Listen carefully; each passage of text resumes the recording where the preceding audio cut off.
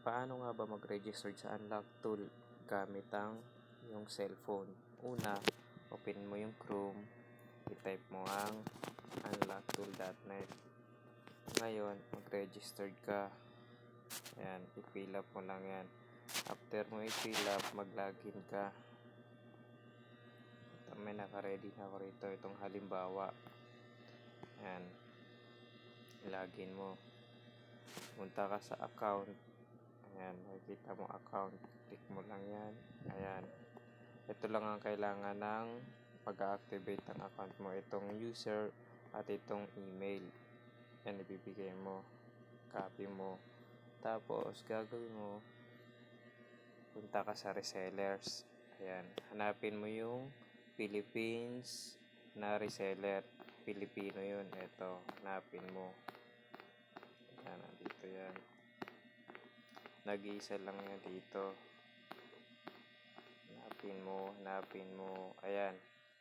Reseller Philippines. Click po yung full bank information. Lalabas yung details na dyan.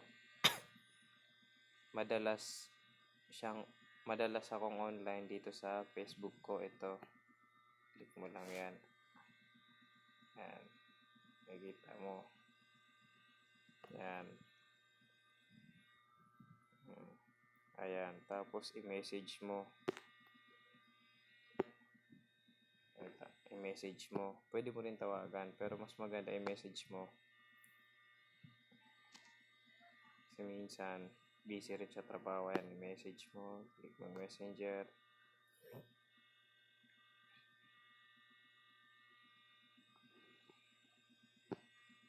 Ayan. I-send mo sa kanyang account mo.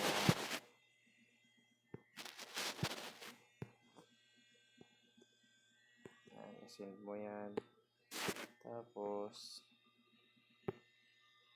sabihin mo sa kanya kung anong package ang kailangan mo.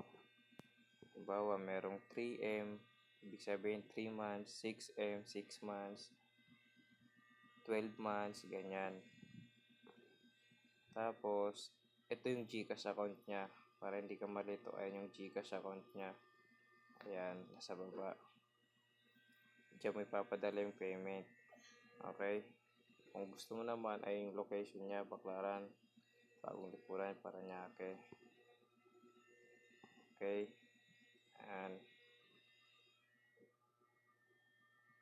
mas maigi mag-check lagi ng official reseller para makaiwas sa scam. Okay, yun na lang po. Maraming salamat.